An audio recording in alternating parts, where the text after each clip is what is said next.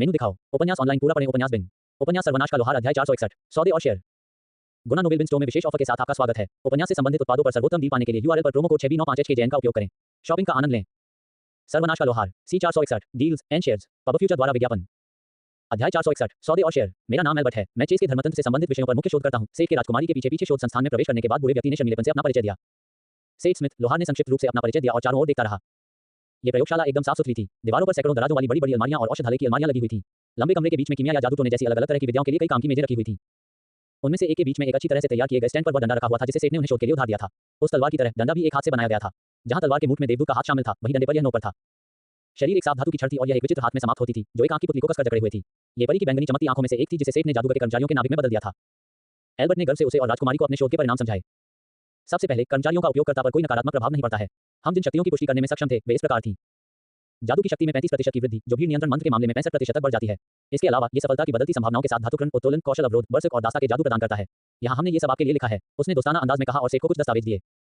क्या मैं इसे अब वापस ले सकता हूँ? सेठ ने उत्साहित दिखने वाले वृद्ध व्यक्ति से पूछा। बेशक, बेशक, यह आखिरकार आपकी वस्तु है। अगर ये पूछना ज्यादा नहीं है, तो क्या आप हमारे पास इस तरह की कोई और वस्तु छोड़ने की योजना बना रहे हैं? उसने लगभग उत्साह से पूछा। वह उस आदमी को देखकर थोड़ा परेशान हो गया। क्या इस चीज को यहाँ छोड़ना वाकई ठीक था? लोग अपने काम में कुछ ज्यादा ही व्यस्त लग रहे थे। फिर भी उसने देवदूत के विकृत चेहरे से बना मुखौटा निकाला। इससे सावधान रहना, मुखौटा अभी भी प्राणी की चेतना को बनाए रखता है। कोई नहीं जानता कि यह किसी ऐसे व्यक्ति के साथ क्या कर सकता है जो इसे पहनने की हिम्मत करता है। सेठ ने छड़ी को जेब में रखने के बाद उसे चेतावनी देते हुए सौंप दिया। बाकी सभी सामान पहले ही फील्ड टेस्ट से गुजर चुके थे और लोहार को यकीन था कि उसके अपने लोग सिस्टम की जानकारी शीट को पूरा करने में मदद कर सकते हैं। मुखौटा ही एकमात्र ऐसी चीज थी जिस पर वह कोई जोखिम नहीं उठाना चाहता था। पब फ्यूचर द्वारा विज्ञापन। जब यह हानिकारक प्रभाव वाली एक शापित वस्तु बन गई, तो वह चाहता था कि इसका परिणाम किसी और को भुगतना पड़े। सेठ द्वारा शोधकर्ता के कुछ सवालों के जवाब देने के बाद वे आखिरकार चले गए। बाहर दालान में लीना ने शब्द सीख लिया। क्या आपने कल के लिए कुछ योजना बनाई है? हमें इसके बाद की स्थिति से निपटने में अभी भी कुछ समय लगेगा। मैं आपको और मीना और फिन को शहर में भोजन के लिए आमंत्रित करना चाहूंगा। सेठ ने एक पल के लिए सोचा। उसने वास्तव में कुछ भी योजना नहीं बनाई थी। कोरोना में उसे अभी भी कुछ चीजों से निपटना था, लेकिन वे शायद बाद में इंतजार कर सकती थी। जरूर, मैं मीना और फिन से बात करूंगा। धन्यवाद। ठीक है, मुझे अभी भी कुछ काम करने हैं। आपको अपना कमरा ढूंढने के लिए मेरी जरूरत नहीं है ना? मैं इसे खुद ही ढूंढ सकता हूँ। जाओ अपना काम संभालो। उसने जवाब दिया और जल्दी से गलियारे में अकेला खड़ा हो गया। उसने और मीना ने खोया हुआ समय कुछ हद तक पूरा कर लिया था। उसने खूब खाना खाया था। अब वह अपने दोस्तों से मिलने जाना चाहता था। चूंकि कोरोना के साथ आए मिनास मार्ग के अन्य सदस्य अतिथि गृहों में होने चाहिए थे, इसलिए वह उस दिशा में चल पड़ा। आधे रास्ते में अचानक उसकी मुलाकात यवेत से हुई, जो उसकी ओर आ रही थी। वह थोड़ी घुटन और सांस फूलने जैसी लग रही थी। वह रुक गया और उसके पास आने का इंतजार करने लगा। हाँ, मैंने आखिरकार तुम्हें पा ही लिया। क्या तुम पहले ही भूल गए थे? मुझे आशीर्वाद फिर से देना होगा। क्या तुम पहले ही भूल गए थे? उसने उससे पूछा। मैंने लगभग कर ही लिया। चलो जल्दी करें। लोहार और सुंदरी ने एक ऐसा खुला कमरा ढूंढा जो सबसे अच्छा हो, जहां वे अकेले में बैठकर बातें कर सकें। जल्दी करो, इसे बाहर निकालो। उसने धीरे से कहा। एक पर्यवेक्षक ने सोचा होगा कि वे कुछ नापाक काम करने जा रहे हैं, लेकिन सेठ ने जो सामान निकाला वह वास्तव में केवती कोइनन के ड्रैगन स्केल थे। उसके साथ लाए गए 7 स्केल से एक संक्षारक काला धुआं निकल रहा था। पब फ्यूचर द्वारा विज्ञापन। ठीक समय पर। जल्दी करो, सेठ ने आग्रह किया। कितना दर्द है, बस हमारा सौदा मत भूलना। उसने शिकायत की। वह जिस सौदे के बारे में बात कर रही थी, वह तराजू को साथ ले जाने का एकमात्र तरीका था। ये ड्रैगन टॉवर के खजाने में था। वह ड्रैगन तराजू को साथ ले जाने का कोई तरीका खोजने के लिए अपने दिमाग पर जोर डाल रहा था। तभी उसे धुंधले शहर में यवेटे की रस्म याद आ गई। संत के साथ कुछ देर तक बातचीत करने के बाद उसे पता चला कि भले ही वह श्राप को हटा नहीं सकती थी, लेकिन वह समाज के आशीर्वाद का इस्तेमाल करके उसे निष्क्रिय रखने में सक्षम थी। इस तरह वह कम से कम उन्हें छू सकता था और उन्हें सूची में साथ ले जा सकता था। इसमें सिर्फ एक कमी थी। ड्रैगन स्केल को आशीर्वाद देने के लिए यवेटे को अपनी बहुत ज्यादा शक्ति का इस्तेमाल करना पड़ा, लेकिन आशीर्वाद सिर्फ एक दिन से ज्यादा समय तक ही काम आया। इसका मतलब था कि उसे इसे रोजाना फिर से लगाना पड़ता था, और इससे उसे केवल उन्हें छूने और संग्रहित करने की अनुमति मिली। वह उन्हें इस तरह की वस्तु में संसाधित नहीं कर सकता था। अंत में उसका आशीर्वाद समय खरीदने का एक तरीका था, जब तक कि वह अभिशाप को पूरी तरह से हटाने का तरीका नहीं खोज लेता। तब तक उसे संत की मदद की आवश्यकता होगी। हालांकि यह मुफ्त नहीं था। बदले में उसने भविष्य में यवेट की मदद करने का वादा किया। लोहार ने उसे नए उपकरण, एक स्काई रोब और नया स्टाफ देने का वादा किया। इसके अलावा उसने डेल्टा में समाज के लिए एक चर्च स्थापित करने में उसकी मदद करने के लिए मिनास मार्ग के प्रभाव का उपयोग करने का वादा किया। विशेष रूप से यह पुजारी के लिए बहुत महत्वपूर्ण लग रहा था। यह जरूरी नहीं कि सस्ता हो, लेकिन कोई नहीं जानता था कि अभिशाप को हटाने का तरीका खोजने में कितना समय लगेगा। तब तक उसे उसके लिए हर रोज आशीर्वाद फिर से लागू करना होगा। इसके अलावा उसने उसे मित्र द्वार का अपना हिस्सा भी दे दिया। किसी ने भी उसे खजाने के स्वामित्व के लिए चुनौती नहीं दी, क्योंकि अगर वह वहां नहीं होता तो वे उसे छू भी नहीं सकते थे। इस प्रकार और अधिकांश भाग उसके हाथों में रह गया, सिवाय पोल्टर के हिस्से के, जो भट्टी पर उसका सहायक होने के कारण उसका हकदार था। मित्र द्वारों के लिए यह अलग था। उन्हें शापित नहीं किया गया था, इसलिए उन्हें पार्टी के बीच साझा किया जाएगा। सेठ वर्तमान में उन्हें पकड़ रहा था, लेकिन बाद में उसे उन्हें विभाजित करना होगा। उस समय सेठ सब कुछ फिर से बातचीत करने के बारे में सोच रहा था। यवेट ने पहले ही उसके लिए अपना हिस्सा छोड़ दिया था। एली को भी धातु के एक बड़े टुकड़े में कोई दिलचस्पी नहीं थी। ब्रॉल और मार्सेल, वह शायद बदले में उपकरणों के साथ प्रतिपूर्ति कर सकता था, और उसे उम्मीद थी कि वह दूसरों के साथ भी ऐसा ही कर सकता है। हालांकि मित्र केवल एक दुर्लभ सामग्री थी, लेकिन किसी को इसका इतना बड़ा द्रव्यमान प्राप्त करने का मौका कितनी बार मिलेगा? खासकर तब जब से उसने गोलेम पर काम करना शुरू किया था, तब से उसकी सामग्री की मांग बढ़ गई थी। यवेट ने ड्रैगन के तराजू को लिया और कई मिनट तक जोर जोर से मंत्रोच्चार करना शुरू कर दिया। तराजू पर एक हल्की भूरी रोशनी उतरी, धीरे धीरे अंधेरे कोहरे को दबाती हुई, जब तक कि तराजू फिर से निष्क्रिय नहीं हो गए। शायद मुझे तब तक तराजू तुम्हारे पास ही छोड़ देना चाहिए, जब तक कि मैं अभिशाप को हटाने का कोई रास्ता नहीं ढूंढ लेता। उसने अचानक अपना विचार व्यक्त किया। क्या आप सच में उन्हें मेरे पास छोड़ना चाहते हैं? उसने अनिश्चितता से पूछा। बेशक, ऐसा नहीं है कि तुम्हारे पास इसे लेकर भागने का कोई कारण है। सेठ ने उसकी शंकाओं को दूर कर दिया। वह यहाँ ईमानदार था। संत के पास तराजू के लिए खुद का कोई उपयोग नहीं था, और उसे शायद कोई ऐसा व्यक्ति नहीं मिलेगा जो उसे बेहतर कीमत दे। उसे उसके चरित्र पर भी भरोसा था। निर्णय लेने से पहले वह खुद से जूझ रही थी। ठीक है, जब भी आप चाहें मैं उन्हें वापस कर दूंगी, उसने आत्मविश्वास से कहा। सेठ ने सिर हिलाया और कमरे से बाहर चला गया। मीना और फिन शायद पहले से ही हवेली में उसका इंतजार कर रहे थे। उसके कदम तेज हो गए और वह लगभग 1 महीने के बाद अपने दोस्तों से मिलने के लिए जल्दी से निकल पड़ा। पब फ्यूचर द्वारा विज्ञापन। कोफाई दाना तक और अधिक अध्याय लाने में हमारी सहायता करें। संपर्क टॉस साइट में दान करें। मेनू दिखाओ। उपन्यास ऑनलाइन पूरा पढ़ें। उपन्यास बिन। उपन्यास सर्वनाश का लोहार अध्याय 462 भ्रष्टता में शामिल होना। गुना नोबेल बिन स्टोर में विशेष ऑफर के साथ आपका स्वागत है। उपन्यास से संबंधित उत्पादों पर सर्वोत्तम डील पाने के लिए यूआरएल पर प्रोमो कोड 6B958HKJN का उपयोग करें। शॉपिंग का आनंद लें। सर्वनाश का लोहार C462 भ्रष्टता में शामिल होना। पब फ्यूचर द्वारा विज्ञापन। अध्याय 462 भ्रष्टता में शामिल होना। यो क्या? लिडिया और माइक को पूरी ताकत से एक दूसरे के साथ मस्ती करते हुए देखकर उसका स्वागत हुआ। उन्होंने ढीले ढाले कपल पजामा पहने हुए थे और एक दूसरे से बात कर रहे थे। वे अपने आलसी शरीर को सोफे से ऊपर भी नहीं उठा रहे थे। सभ्य जीवन ने उसे भयावह स्तर तक भ्रष्ट कर दिया था। सोफे पर मैले कुचैले कपड़ों में लेटा एक असली बिल्ली का बच्चा उसे इंटरनेट से मिली हर तरह की फैन आर्ट की याद दिलाता था जो काम के लिए सुरक्षित नहीं थी। रंगीन बालों वाली खूबसूरत महिला ने सेठ को यह पता लगाने में मदद नहीं की कि यह सच था या बुखार का सपना। टीम के अन्य सदस्यों को भी उतनी ही मार पड़ी थी और कमरे में एक अजीब सी गंध भर गई थी। सभी की आंखें टीवी स्क्रीन पर लगी हुई थीं। केवल मीना और फिन जो हाल ही में वापस लौटे थे तस्वीर में फिट नहीं बैठे। इस तरह के सुविकसित मनोरंजन उद्योग के अचानक संपर्क में आना उनमें से अधिकांश के लिए एक जबरदस्त सांस्कृतिक झटका रहा होगा। लंबी चमेरा अज़ुल को अपनी चार भुजाओं के साथ एक ढीला टैंक टॉप पहने देखना वास्तविक था। वे उर्फ और क्रोना की संस्कृति में पूरी तरह से समाहित हो चुके थे और यह कुछ सकारात्मक नहीं लग रहा था। बेशक ये लोग जो ज्यादातर काल्पनिक दुनिया में पले बड़े थे वे कैसे जान पाएंगे कि संवेदी अधिभार और आराम से कैसे निपटना है। सेठ ने आह भरी। कैसा निराशाजनक स्वागत था, लेकिन यह वास्तव में उसे पसंद था। वह बस आराम कर सकता था और शामिल हो सकता था। थोड़ी जगह बनाओ। टावर मास्टर के तौर पर मैं सोफे के बीच में अपना दावा पेश करता हूं। यह सत्ता का दुरुपयोग है। विद्रोह की आवाजें तेज हो गईं, खासतौर पर जेस और जेम्स जो इस समय केंद्र पर कब्जा कर रहे थे। नहीं, ये है, मीना के लिए भी जगह बनाओ, सेठ ने दूसरे जोड़े को देखकर कहा। सेठ के अधिकार का विरोध करने में असमर्थ दोनों को शाही जोड़े के लिए जगह बनानी पड़ी। सोफे पर अपनी सही जगह लेते हुए लोहार ने पहली बार मूल्यांकन के मीडिया कवरेज पर नजर डाली। पब फ्यूचर द्वारा विज्ञापन। टेलीविजन पर मूल्यांकन प्रक्रिया के क्लिप दिखाए जा रहे थे। ये केटी क्वीनन में एक टीम के साहसिक कारनामे का संकलन था। कार्यक्रम को अपने ऊपर हावी होने देते हुए सेठ ने आराम किया और वास्तव में चल रही अनैतिकता में शामिल हो गया। उन्हें पहले से ही इसकी उम्मीद थी, लेकिन दो टाइटन्स, ज़ॉम्बी ड्रैगन और कूल बम के एक दूसरे से लड़ने के दृश्य सबसे लोकप्रिय थे। मूल्यांकन का निर्विवाद समापन होने के बावजूद स्लाइम्स बनाम ज़ॉम्बी की लड़ाई उतनी लोकप्रिय नहीं थी। देखते ही देखते कई घंटे बीत गए। दरवाजे पर दस्तक ने मन की शांति भंग कर दी। सर, एक बौना आपसे मिलने के लिए कह रहा है। उसने अपना नाम पोल्टर बताया है। हवेली के नौकर ने सेठ को बताया जो अभी सोफे में समा जाने वाला था। पोल्टर, वह अपने दादा से बात कर चुका है। फटने की आवाज के साथ सेठ ने खुद को सोफे से मुक्त किया। रिसेप्शन रूम में उसे एक सजे धजे बौने योद्धा मिले जिसे नौकर ने वहां रखा था। उसकी दाढ़ी सुनहरे मोतियों से लदी हुई थी। उसके काले बाल पीछे की ओर झटक कर चोटी में बंधे हुए थे। उसने एक सजावटी चमड़े का कवच पहना हुआ था। आलीशान गेटअप के अलावा बौने की दो काली आंखें थीं और ऐसा लग रहा था कि उसकी नाक टूटी हुई है। वह अजीब तरीके से खड़ा था, जैसे कि उसे दर्द हो रहा हो। नमस्ते सेठ, पोल्टर ने उसका अभिवादन ऐसे किया जैसे वह किसी हमले का शिकार नहीं लग रहा था। हाय पोल्टर, क्या हुआ? लोहार ने टूटी नाक से नजर हटाते हुए पूछा। मैं आपको ये बताने आया हूं कि मेरे दादाजी आपसे मिलने के लिए सहमत हो गए हैं ताकि हमारे व्यवसाय के बारे में बात कर सकें। ये सबसे अच्छा है जो मैं कर सकता था। निर्णय लेने से पहले वह आपसे खुद मिलना चाहते हैं। उसने सवाल को नजरअंदाज करने की कोशिश की। तो ये आपके दादाजी के साथ हुई चर्चा के निशान हैं? सेठ ने उत्सुकता से पूछा। बौने ने आह भरी। हाँ, आप शायद अंदाजा लगा सकते हैं, लेकिन बिजनेस कुछ बहुत गंभीर है। बहस अशांत थी, ऐसा कह सकते हैं। मैं मीटिंग की तारीख के बारे में भी पूछने आया था। पोल्टर ने काम की बात कही। कल कैसा रहेगा? उन्होंने सुझाव दिया। पब फ्यूचर द्वारा विज्ञापन। बौना ने तुरंत हामी भर दी। ऐसा लग रहा था कि उसके दादा भी उस लोहार से मिलने के लिए उत्सुक थे जिसके बारे में उनके पोते ने बात की थी। और आलीशान गेटअप के बारे में क्या? क्या तुमने कुछ योजना बनाई है? कुछ महिला बौनों को प्रभावित करने की कोशिश कर रहे हो या कुछ और? कभी बौने पर बमबारी करता रहा। पोल्टर सचमुच थोड़ा सा शर्मा गया। योद्धा ने स्वीकार किया। मैं इसके बाद अपने मंगेतर के साथ रात्रि भोज करने जा रहा हूँ। वाह, तुम्हारी मंगेतर है। तुम तो लेडी किला हो। उसने उसे बधाई दी। ठीक है, पहले तो यह एक अरेंज मैरिज थी, लेकिन वह वाकई बहुत प्यारी है। उसकी दाढ़ी वाकई बहुत मुलायम और घुंघराले है, जैसे सुनहरे धातु के छिलके हों। उसकी आंखें लेपिस लाजुली की तरह चमकती हैं और उसकी त्वचा पॉलिश किए हुए संगमरमर की तरह चिकनी है। उसकी आंखें चमक उठी और वह एक सच्चे बौने की तरह रोमांटिक होने लगा। तुम बुरे आकर्षक आदमी, तुम्हें मुझे बताने के बजाय ये बात उसके लिए बचाकर रखनी चाहिए, सेठ ने हंसते हुए कहा। दोनों कुछ देर तक हंसी मजाक करते रहे। उसके बाद बौने को जल्दी से वहां से चले जाना पड़ा। आखिरकार वह अपनी डेट मिस नहीं करना चाहता था। उसने बौने को भागते हुए और लिविंग रूम में वापस लौटने से पहले टैक्सी लेते हुए देखा। मीना को सोफे से उठाकर सेठ अपनी गर्लफ्रेंड के साथ रात बिताने के लिए आगे बढ़ गया। अगली सुबह सभी के लिए एक जागृति की तरह थी। उन्हें बस ये समझने में थोड़ा समय लगा कि सेठ वास्तव में वापस आ गया है। उन्होंने सब कुछ टीवी पर देखा था। एली और सेठ का वापस आना अब सेलिब्रिटी की मौजूदगी जैसा था। बाद ने नाश्ते के दौरान बताया कि उस समय क्या हुआ था जब प्रसारण में उन्हें अखाज में गोले बोनांजा की तरह नहीं दिखाया गया था। उन्हें कुछ बार द जेम्स बॉन्ड कम्स भी बजाना पड़ा। दोपहर हो जाने के बाद पोल्टर एक बार फिर उसके दरवाजे पर दिखाई दिया। चोट के निशान अभी भी दिखाई दे रहे थे, फिर भी वह बहुत अच्छे मूड में था। लगता है आपकी डेट अच्छी रही। सेठ ने स्वागत कक्ष में बौने का स्वागत किया। पब फ्यूचर द्वारा विज्ञापन। हाँ, वह एक महान महिला है और हमारे प्रवास के दौरान उसे क्रोना बहुत पसंद आने लगी। बौना ने सहजता से कहा। ओह, मैं जानता हूं कि तुम्हारा क्या मतलब है। यह अफसोस की बात है कि हम ओरिस के रूप में नियमित रूप से इस जगह पर नहीं जा सकते। सेठ ने इस बात पर दुख व्यक्त किया कि वे ओरिहुमा या ओरिबोने के रूप में सिस्टम चर्च की सेवाओं का स्वतंत्र रूप से उपयोग करने में असमर्थ थे, क्योंकि सिस्टम भगवान की यादृच्छिकता उन्हें आसानी से अपने गंतव्य तक नहीं पहुंचने देती थी। सचमुच ये शर्म की बात है। बौना ने सहमति जताई। कुछ देर बात करने के बाद जाने का समय हो गया। पोल्टर के दादा बौने की हवेली में इंतजार कर रहे थे। यह ज्यादा दूर नहीं था, शायद 10 मिनट की पैदल दूरी पर। महल के मैदान में सभी अतिथि हवेलियां एक ही तरह की थी, इसलिए जिस हवेली में वे पहुंचे थे और जहां से वे निकले थे उनमें कोई बड़ा अंतर नहीं था। यहां तक कि दरवाजे पर उनका स्वागत करने वाला बटलर भी सेठ की हवेली में काम करने वाले बटलर की तरह ही था। पोल्टर का पीछा करते हुए वे लिविंग रूम में पहुंचे जहां बौनों का एक समूह आरामदायक दिखने वाले चमड़े के कवच में आराम कर रहा था। ये मेरे दादाजी हैं, कोथा ओनिक्स से हार्ट। पोल्टर ने उन्हें एक बूढ़े बौने से मिलवाया। वह आदमी वाकई बूढ़ा दिख रहा था, लेकिन जरा भी कमजोर नहीं। हजारों सालों के मौसम के बाद चट्टानों और दरारों से ढका हुआ एक पहाड़ जैसा, जो अभी भी ताकत का आभास दे रहा था। दादाजी, ये सेठ स्मिथ है। बूढ़े आदमी ने अपने सामने खड़े जवान हृष्ट-पुष्ट आदमी की ओर देखते हुए सिर हिलाया। राख जैसे बाल हिल रहे थे और उसके बालों और दाढ़ी में बंधी सुनहरी अंगूठियां और आभूषण चमक रहे थे। स्मिथ, उसकी बूढ़ी आंखें अप्रत्याशित रूप से तीखी निगाहों से उस पर केंद्रित थीं। सेठ को लगभग अपने नाम पर मजाक की उम्मीद थी, लेकिन एक लोहार के लिए अच्छा नाम। उपयुक्त। हम, बूढ़े बौने ने अपनी गहरी वृद्ध आवाज में बुदबुदाया। मैंने सुना है कि जब मेरे पोते ने अपना हथियार खो दिया था तो आपने उसे एक हथियार और ढाल उधार दी थी। इससे उसकी जान बच सकती थी। बेशक, मुझे भी खुशी है कि मैंने ऐसा किया, सेठ ने कहा, ये याद करते हुए कि कैसे बौने ने स्तब्ध मरे हुए नायक को मार गिराया था। मैंने भी आपके द्वारा मांगी गई कीमत के बारे में सुना है। वह रुका। सेठ थोड़ा घबरा गया। कोई कह सकता है कि उसने अनुचित कीमत पाने के लिए स्थिति का फायदा उठाया था। चिंता मत करो, मुझे अपने ज्ञान में सुधार करने की चाह रखने वाले एक लोहार से कोई शिकायत नहीं है। सेठ ने राहत की सांस ली। लोहार बूढ़े बौने के विशाल कठोर हाथ को देखकर अंदाजा लगा सकता था कि वह शायद एक मास्टर या ग्रैंड मास्टर लोहार था। वह अनजाने में उसे नाराज नहीं करना चाहता था। भले ही उसे इसकी रेसिपी न मिल पाए, लेकिन वह निश्चित रूप से उसे अन्य चीजें सीख सकता था। दुर्भाग्य से मैं आपको इसकी रेसिपी नहीं बता सकता। पब फ्यूचर द्वारा विज्ञापन को फायदा नाम तक और अधिक अध्याय लाने में हमारी सहायता करें। संपर्क टॉस साइट मैप दान करें। मेनू दिखाओ। उपन्यास ऑनलाइन पूरा पढ़ें। उपन्यास बिन। उपन्यास सर्वनाश का लोहार अध्याय 463 इथिल दिन के बारे में। गुना नोबेल बिन स्टोर में विशेष ऑफर के साथ आपका स्वागत है। उपन्यास से संबंधित उत्पादों पर सर्वोत्तम डील पाने के लिए यूआरएल पर प्रोमो कोड 6B95HKJN का उपयोग करें। शॉपिंग का आनंद लें। सर्वनाश का लोहार C463 इथिल दिन के बारे में। Ads by pub future. अध्याय 463 इथिल दिन के बारे में। मुझे गलत मत समझो बेटा, ऐसा इसलिए नहीं है कि मैं तुम्हें बताना नहीं चाहता, मुझे समझाने दो। बूढ़े आदमी ने सेठ का उतरा हुआ चेहरा देखकर कहा। बूढ़े बौने ने उसे जो बताया था उसके अनुसार सृजन का तरीका या के समान था। सृजन के लिए एक विशिष्ट अनुष्ठान की आवश्यकता होती थी और कई शर्तों की आवश्यकता होती थी। वह चंद्रमा की ऊर्जा से प्रभावित था और जादू, रात, पानी और अंधेरे के साथ उच्च संबंध प्राप्त किया था। विशेष रूप से जादू के प्रति इसकी शक्तिशाली आत्मीयता ही वह थी जिसे सेठ ने लक्ष्य बनाया था। महाकाव्य सामग्रियों में से यह उन कुछ में से एक थी जिसके स्रोत के लिए एक विश्वसनीय तरीका था।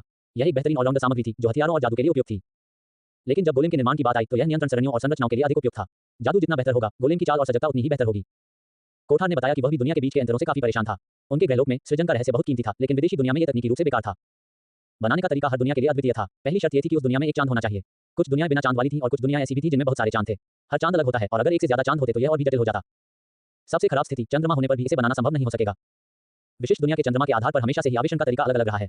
कुछ दुनियाओं में ये सामग्री को आशीर्वाद देने वाली देवी होगी, जबकि अन्य में ये चंद्रमा की शुद्ध ऊर्जा होगी जो बिना किसी दिव्य प्राणी के हस्तक्षेप के काम करेगी।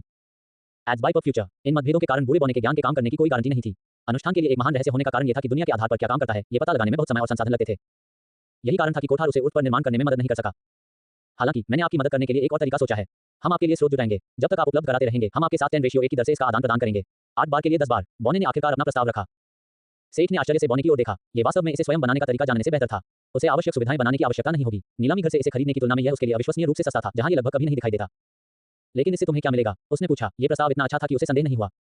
यह एक वादे की पूर्ति है और एक प्रतिभाशाली युवा लोहार के साथ एक संबंध, एक महत्वाकांक्षी युवा जो पहले से ही मास्टर बनने और उत्कृष्ट वस्तुएं बनाने के करीब है। ये बूढ़ा आदमी आपको बेहतर तरीके से जानना पसंद करेगा, बौने ने गर्मजोशी से मुस्कुराते हुए कहा। मुझे नहीं पता, क्या सिर्फ मेरे साथ संबंध बनाने के लिए ये कीमत थोड़ी ज्यादा नहीं है? मैं पहले ही पोल्टर का दोस्त बन चुका हूं। सेठ ने थोड़ा शर्मिंदा होकर कहा, लेकिन पूरी तरह से आश्वस्त नहीं था। ऐसा लगता है कि आप खुद को थोड़ा कम मानते हैं। मैंने स्क्रीन पर आपके कुछ प्रदर्शन देखे और पोल्टर ने जो मुझे बताया उसके बाद आप एक असाधारण प्रतिभा हैं। आपके पास एक शानदार, इसे फिर से क्या कहा जाता है, एक शानदार लोहार वर्ग और आपने राक्षसों के कौशल भी हासिल किए हैं। और यह सब 1 या 2 साल से थोड़े ज्यादा समय में। मैं आपको हमारी लोहारी में आमंत्रित करना और साथ मिलकर कुछ काम करना पसंद करूंगा। जब बूढ़े बौने ने कौशल में अपनी उपलब्धियों के बारे में बताया तो सेठ थोड़ा शर्मा गया। वह हमेशा आगे की ओर देखता रहता था, लेकिन वास्तव में यह नहीं जानता था कि वह कितनी दूर तक पहुंच गया है। वह जानता था कि उसके आइटम अच्छे थे, लेकिन वे अभी भी परिपूर्णता से बहुत दूर थे। सेबेरस के साथ उसकी प्रतिस्पर्धा ने उसे यह दिखा दिया था। उसके पास मौजूद 2 महान वस्तुओं, उसके कर्मचारी और टोरे द्वारा भेजे गए दस्ताने की तुलना ने भी यह स्पष्ट कर दिया कि उसे अभी भी अपने कौशल को और निखारना है। Ads by pub future. किसी भी शिल्पकार के लिए यह अभिशाप था कि वह किसी वस्तु में खामियां और गलतियां देख सके, जबकि दूसरे लोग शायद इस पर ध्यान भी न दें या इसकी परवाह न करें। लेकिन ये सच था। हालांकि उसने थोड़ी सी चालाकी की, लेकिन लोहार बनने के 2 साल से भी कम समय में वह एक शानदार वस्तु बनाने में कामयाब रहा। आपका अभिप्राय पारलौकिक से क्या है? सेठ ने पूछा जब उसने देखा कि बौने ने अपनी वस्तुओं को किस प्रकार से बुलाया था। सिस्टम की भाषा में इसे क्या कहते हैं, पोल्टर? उन्होंने अपने पोते से पूछा। पौराणिक या अवशेष दादाजी? पोल्टर ने उन्हें सिस्टम शब्दों में मदद की। ठीक है। वैसे मैं सिस्टम की नजर में अंतर नहीं जानता, लेकिन हम उन्हें पारलौकिक वस्तुएं कहते हैं क्योंकि वे उन सामग्रियों की सीमाओं से परे हैं जिनसे वे बनी थी। बौने ने समझाया। बूढ़े बौने की व्याख्या सुनने के बाद सेठ को आखिरकार समझ में आ गया कि पौराणिक या अवशेष श्रेणी वाली वस्तुएं क्या होती हैं। एक सरल व्याख्या ये थी कि वे अपने भागों के योग से भी बड़ी होती हैं। इसी प्रकार जब जलसर उसे द्वितीय श्रेणी चुनने के बारे में नहीं बता सका तो कुछ बात ने बौने को इसे आगे समझाने में बाधा उत्पन्न की, लेकिन सेठ को अपने अनुभवों और उपन्यासों के पर्याप्त ज्ञान से इसका सार समझ में आ गया। उनकी जायंट्स मैट्योर रॉड इसलिए प्रसिद्ध थी क्योंकि इसमें प्रसिद्ध वस्तुओं का इस्तेमाल किया गया था जो एक देवता के हस्तक्षेप के कारण प्रसिद्ध हो गई थी। कोई वस्तु सीधे प्रसिद्ध वस्तुओं का उपयोग करके या सीधे किसी देवता से जुड़ी होने पर प्रसिद्ध हो सकती है, जैसे कि हेड्स का हेलमेट जिसके बारे में उन्हें संदेह था कि वह कम से कम प्रसिद्ध है। दूसरा यह था कि यह किसी व्यक्ति के लीजेंड बनने का हिस्सा हो। हालांकि सेठ अभी भी यह नहीं समझ पाए थे कि यह कैसे काम करता है। एकमात्र चीज जिसके बारे में वह निश्चित थे वह ये थी कि इसके लिए सिर्फ उच्च स्तर से ज्यादा की जरूरत थी। जलसर की गंती बनने के करीब था, लेकिन अगर वह उससे पूछता भी तो वह शायद उसे यह समझाने में असमर्थ होती, ठीक वैसे ही जैसे कोथर को सिस्टम द्वारा सेंसर किया गया था। इसका मतलब था कि यह ज्ञान उसके वर्तमान स्तर के लिए उपयुक्त नहीं था।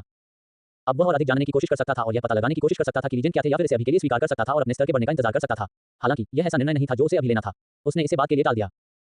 Ads by pub future. इसके बजाय उसने बौने मास्टर से उनके शिल्प अनुभवों के बारे में बात करना शुरू कर दिया।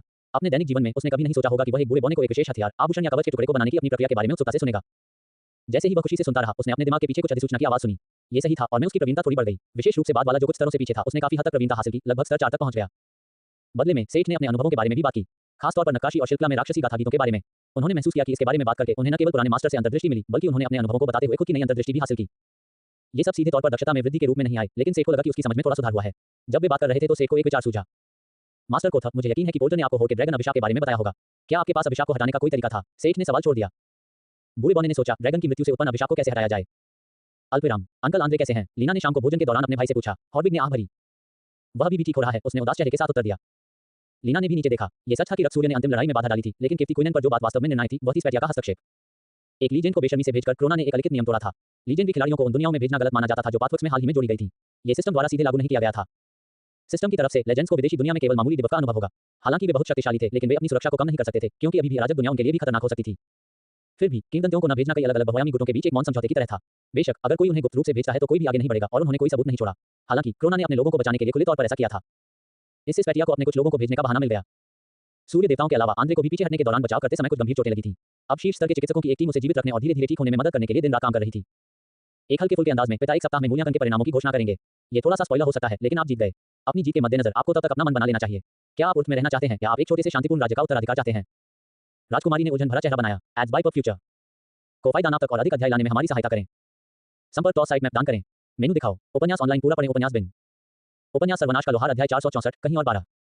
गुना नोबेल बिन स्टोर में विशेष ऑफर के साथ आपका स्वागत है। उपन्यास से संबंधित उत्पादों पर सर्वोत्तम डील पाने के लिए यूआरएल पर प्रोमो कोड 6B95HKJN का उपयोग करें। शॉपिंग का आनंद लें। सर्वनाश का लोहार C464 कहीं और 12 पब फ्यूचर द्वारा विज्ञापन अध्याय 464 कहीं और 12। राजकुमार मुर ने जब ये खबर सुनी तो वह अपने सिर के पंखों को जोर जोर से सहला रहा था। ये किसी इंसान के उत्तेजित होकर अपने बाल नोचने के बराबर था। उसे अभी अभी खबर मिली थी कि क्रोना साम्राज्य का मूल्यांकन एक शानदार समापन पर समाप्त हुआ और वह इससे चूक गया था। उन्हें थीटा वापस लौटने का आदेश दिया गया था और जब प्रसारण बंद हो गया तो उनके पास अपने प्रस्थान में देरी करने का बहाना नहीं रहा। क्राउन प्रिंस अंततः बीटा को जीतने में विफल रहे और मामले को बदतर बनाने के लिए उन्होंने थीटा से अपने अधिकांश सैनिकों को वापस बुला लिया। जबकि उनके कई ड्रोन को गए थे अनियमित एडम के गुट में बदल गए थे, थीटा पूरी तरह से असुरक्षित था। वरिष्ठ परिषद के शब्दों में क्राउन प्रिंस को पेटालुसिया माइनर को असुरक्षित छोड़ने के लिए दोषी नहीं ठहराया जा सकता क्योंकि यह और इसके आसपास का इलाका शांत था। कम से कम मुल्क में अपने पुलहेड के नुकसान के लिए यही उनका बहाना था। कोई नहीं जानता था कि वास्तव में क्या हुआ था, लेकिन वहां तैनात कुछ सैनिकों के साथ संचार एक दिन अचानक टूट गया और थीटा से आपूर्ति सामान पूरी तरह से टूट गया, जिससे बीटा में बचे हुए आखिरी सैनिक फंस गए। आक्रमणकारी सेना के लिए अंतिम अवशेष न केवल आपूर्ति सामग्री के बिना फंसे थे, बल्कि एक नेता के बिना भी थे। महान युवराज उन्हें पीछे छोड़कर दुश्मन की एक योजना में फंसने के बाद बुरी तरह से घायल अवस्था में साम्राज्य में वापस लौट आए। अब मुर को जल्दी से वापस आकर गंदगी साफ करने का आदेश दिया गया। उसे अंतिम मूल्यांकन को फिर से देखने का समय भी नहीं दिया गया। एक छोटी ब्रीफिंग के बाद उसे और सैनिकों और ड्रोन की एक रेजिमेंट को अंतिम कार्यशील डेट का उपयोग करके बीटा में भेज दिया गया। इस पूरी परीक्षा में क्राउन प्रिंस ने जो एकमात्र वास्तविक योगदान दिया था। अपनी असफलता के बावजूद वे बीटा में पथ निर्माण के लिए एक स्थायी द्वार बनाने में कामयाब रहे। अन्यथा चीजें निराशाजनक लग सकती थी क्योंकि थीटा के द्वार के माध्यम से भेजे गए स्काउट्स में से कोई भी वापस नहीं लौटा। मुर का काम बहुत जटिल नहीं था। उसे राजकुमार द्वारा छोड़ी गई बची हुई सेना को इकट्ठा करना था और यह पता लगाने की कोशिश करनी थी कि थीटा का क्या हुआ। अगर उन्होंने उसे बीटा को जीतने की कोशिश करने के लिए कहा होता तो वह शायद मना कर देता, भले ही वे उसे गिरफ्तार कर लेते। इस मिशन ने उसे कुछ चीजों को व्यवस्थित करने और जीवित वापस आने के लिए पर्याप्त जगह दी। राजकुमार बीटा के तट पर स्थित गेट के माध्यम से उर्थ में लौट आया। उर्थ का सागर उसकी त्वचा पर चुभ रहा था क्योंकि इसमें उसके गहलों की तुलना में नमक की मात्रा अधिक थी। उसे यहाँ आए हुए कुछ समय हो गया था। क्षितिज की ओर देखते हुए उसने बीटा के क्षितिज के विशाल सिलहुट देखे। युद्ध के निशान और खंडहरों के बावजूद हर बार उसे इन संरचनाओं को देखकर बहुत प्रभावित होता था जो आसानी से उसके लोगों की गहरे समुद्र की मीनारों की तुलना उनसे बेहतर थी। हालांकि वे जादू या सिस्टम के ज्ञान के मामले में बर्बर थे, लेकिन बिना किसी जादू या देवताओं के संघर्ष करने वाली ये दुनिया प्रशंसनीय थी।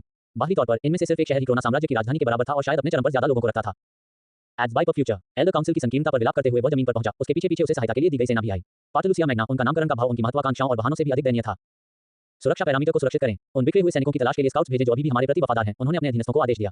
मानसिक शक्ति के चाबुक के साथ उन्होंने ड्रोन को भी अपने आदेशों पर चलने के लिए मजबूर किया। अचानक उसे लगा कि मानसिक शक्ति की लहर उसके ऊपर छा गई है।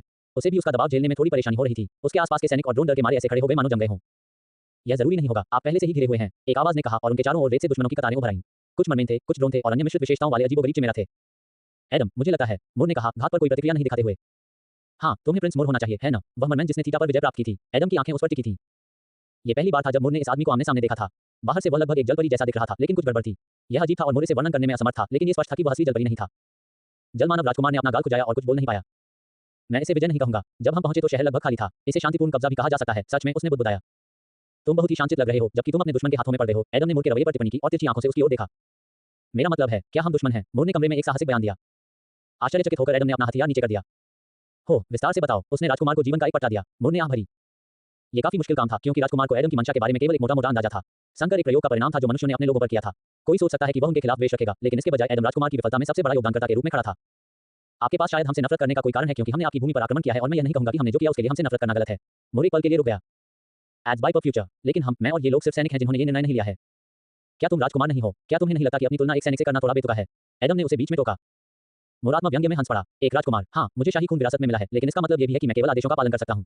क्या आपको लगता है कि अगर मेरे पास कोई अधिकार होता तो मैं यहाँ होता? एक राजकुमार बिना किसी सुरक्षाकर्मी के ऐसे मिशन पर क्यों जाएगा?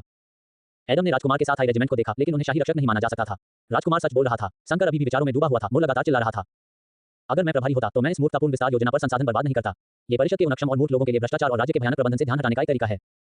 एडम को पता नहीं था कि क्या हुआ, लेकिन मुर बस अपने आप चलता रहा। मेरा मतलब है, क्या आप इस पर यकीन कर सकते हैं? वह बदमाश 400 साल से भी ज्यादा पुराना है और सरकारी पैसे का इस्तेमाल अवैध गुलामों को खरीदने में करता है। बुरा मूर्ख खुलेआम अपने मात्र परिवार के लोगों को बढ़ावा देता है। मुझे यकीन है कि वे हत्या में शामिल थे और मुझे पता चला कि वह शाही दरबार में भ्रष्टाचार के बारे में लगातार बोलता रहा। इस हद तक कि एडम ने सुनना बंद कर दिया। और यही कारण है कि मैं आपका दुश्मन नहीं हूं। मैं केवल अपने जीवन को बचाने के लिए अपने कर्तव्यों की न्यूनतम पूर्ति करने का प्रयास कर रहा हूं। जलमानव राजकुमार ने अंततः अपना भावनात्मक भाषण समाप्त किया।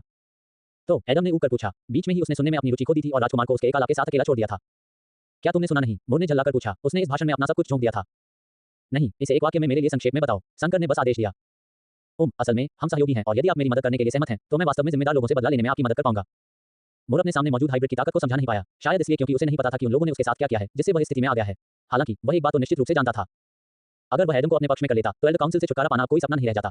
ओर्थ के आदमी के साथ उसका समर्थक होने के कारण उसे सम्राट बनने का मौका भी मिल सकता था। उसे यकीन था कि एडम की अपनी मांगें होंगी, लेकिन वुड जीवित रहने के लिए कुछ भी करने को तैयार था। अपना सारांश समाप्त करने के बाद एडम ने विचारपूर्वक उसकी ओर देखा। मैं अभी तुम्हें हिरासत में लेता हूं और तुम्हारे प्रस्ताव पर विचार करता हूं, उन्होंने अंततः कहा। जल पुरुष राजकुमार ने आह भरी। हालांकि यह सबसे अच्छा परिणाम नहीं था, कम से कम उसे तुरंत नहीं मारा गया। उसने पकड़े जाने का विरोध नहीं किया और एडम के पीछे शहर में चला गया। एज बाय फ्यूचर को फायदा नाप तक और अधिक अध्याय लाने में हमारी सहायता करें। संपर्क टॉस साइट मैप दान करें। मेनू दिखाओ। उपन्यास ऑनलाइन पूरा पढ़ें। उपन्यास बिन। उपन्यास सर्वनाश का लोहार अध्याय 465 संदेशवाहक। गुना नोबेल बिन स्टोर में विशेष ऑफर के साथ आपका स्वागत है। उपन्यास से संबंधित उत्पादों पर सर्वोत्तम डील पाने के लिए यूआरएल पर प्रोमो कोड 6B95HKJN का उपयोग करें। शॉपिंग का आनंद लें। सर्वनाश का लोहार C465 संदेशवाहक। As by future. अध्याय 465 संदेशवाहक। विचारों से भरा हुआ सेठ बॉने की हवेली से बाहर निकला और धीरे-धीरे अपनी हवेली की ओर चल पड़ा। बूढ़े बॉने ने उसे दो तरीके बताए जो उसे याद थे। पहला उपाय था शाप को बराबर शक्ति वाली दूसरी सामग्री से संतुलित करना। सामग्री के आधार पर सामग्री को संसाधित करने के लिए किसी कीमियागर जैसे व्यक्ति की भी आवश्यकता हो सकती है। हालांकि बॉना उसे कोई ठोस उदाहरण देने में असमर्थ था क्योंकि उसे शाप की बारीकियों का पता नहीं था। सिवाय उन चीजों के जो शापों के विरुद्ध अपने प्रभाव और उनकी कमी के लिए व्यापक रूप से जानी जाती थी, जैसे कि यूनिकॉर्न का खून। मजाक ये था कि यूनिकॉर्न के खून जैसी चीज ड्रैगन की सामग्री की तुलना में मिलना ज्यादा मुश्किल था। ऐसे शाप को हटाने में सक्षम ज्यादातर चीजें ड्रैगन के तराजू जैसी चीजों पर इस्तेमाल करने के लिए बहुत कीमती थी। दूसरा विकल्प था शाप से छुटकारा पाने के लिए एक शक्तिशाली देवता की मदद लेना, जिसके पास एक उपयुक्त क्षेत्र हो। दुनिया में यूनिकॉर्न से ज्यादा देवता थे और लोग तकनीकी रूप से उनसे बात कर सकते थे। इसका मतलब यह था कि यह तरीका ज्यादा व्यवहार्य था। उसे केवल एक देवता या संत को खोजने की जरूरत थी जो ये काम गेंडा के खून की कीमत से भी कम कीमत पर कर सके। सेठ ने शाही महल के नीचे स्थित क्रोना के क्षितिज को देखा। शहर के दृश्य से कई मीनारें उठी, जो दिखाती हैं कि राजधानी में कितने धर्मों के चर्च हैं। यह एक ऐसा विकल्प था जो उनकी बातचीत के दौरान सामने आया, जिसके बारे में सेठ ने कभी नहीं सोचा था। लोहार को तीन देवताओं का आंशिक आशीर्वाद प्राप्त था, लेकिन एक ऐसे व्यक्ति के रूप में जो धार्मिक विश्वासों से रहित समाज में पला बड़ा था, उसने कभी उनके मंदिरों में जाने के बारे में नहीं सोचा था। उर्थ में भी कभी मौका नहीं मिला था, लेकिन यहाँ मामला अलग था। यदि आप एक चैंपियन या चुने हुए व्यक्ति होते तो आप अपने संरक्षक भगवान से पूछ सकते थे। बूढ़े बॉनी की यह टिप्पणी ही थी जिसने उनकी बातचीत को सेठ के अपने आशीर्वाद की ओर मोड़ दिया था। कोथ ने उसे बताया कि क्रोना में सभी प्रकार के देवताओं के मंदिर हैं। शायद सेठ हेज या हेफेस्टोस के मंदिरों में जा सकता था। यह इन देवताओं से पहली बार बात करने का मौका था। लोहार को इस बात का पक्का पता नहीं था कि वह देवताओं के बारे में क्या सोचता है। देवता खुद उसके लिए एक विदेशी अवधारणा थे। हालांकि बेशक वह उनके अस्तित्व को स्वीकार करता था, इसका मतलब यह नहीं था कि वह उनकी पूजा करता था या उनके बारे में बहुत कुछ जानता था। अगर वह कुछ पौराणिक कथाएं भी जानता हो तो कोई भगवान से कैसे बात कर सकता है? शायद उसे कोई अनुष्ठान या कुछ और करना होगा। दूसरी बात यह है कि वह उनके व्यक्तित्व को नहीं जानता था। वह उनकी कहानियां जानता था, लेकिन किसी के साहसिक कारनामे सुनना और उन्हें जानना अलग बात थी। बिना किसी सवाल के वह उनके द्वारा दिए गए आशीर्वाद के लिए आभारी था, लेकिन क्या वे धन्यवाद मांगने वाले प्रकार के होंगे? लोगों से सबसे बुरा होने की उम्मीद करने की सेठ की पुरानी आदत काम आई। वह सिर्फ पॉप संस्कृति और उपन्यासों से देवताओं को जानता था। इस वजह से उसके मन में उनके बारे में कोई उच्च राय या अपेक्षाएं नहीं थी, खासतौर पर ओलंपियन देवताओं या सेठ के बारे में नहीं।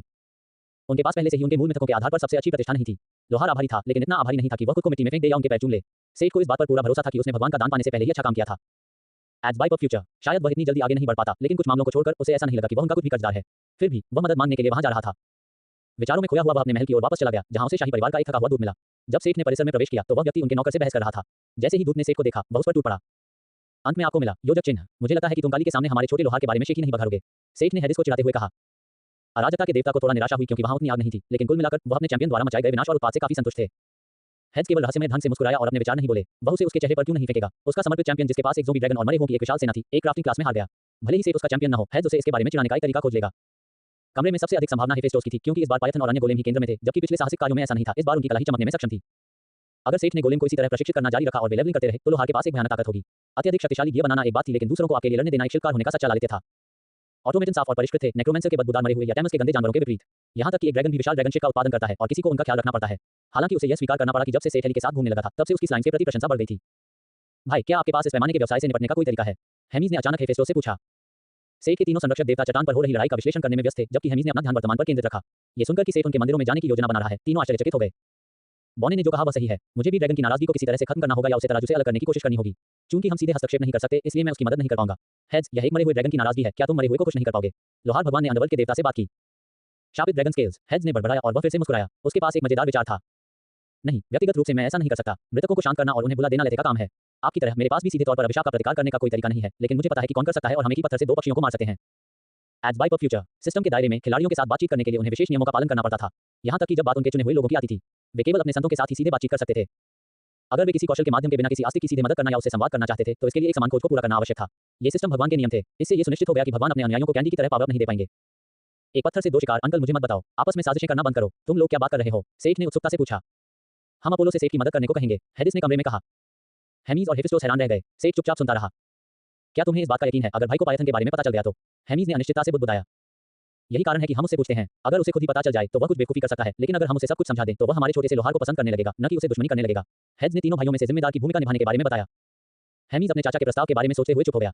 उनमें से वह शायद अपोलो को सबसे बेहतर जानता था और हेड्स सही था। हालांकि अपोलो अपने तर्क और सद्गुणों के लिए जाना जाता था, लेकिन उसे पाइथन से लगभग अतार्किक घृणा थी। ऐसा नहीं था कि दिव्य दूत उसे नहीं समझता था। हालांकि यह किसी और के आदेश पर हुआ था, लेकिन आखिरकार सांप ने उसकी मां को मारने की कोशिश की थी जब वह उसके और उसकी बहन के साथ गर्भवती थी। अगर उसे किसी तरह से पता चल जाए कि पाइथन के बीच जैसी कोई चीज बनाई गई है या पैदा हुई है, तो वह शायद कोई प्रतिकूल निर्णय ले ले। एक बार जब वह अपना कदम उठाना शुरू कर देता है तो उसे मनाना मुश्किल हो जाता है, भले ही उनमें से कोई भी उसे बात करने की कोशिश क्यों न कर रहा हो। यह कोई बुरा विचार नहीं है। अगर अपोलो को सेठ से कोई शिकायत है तो वह उसे एक कठिन खोज दे सकता है।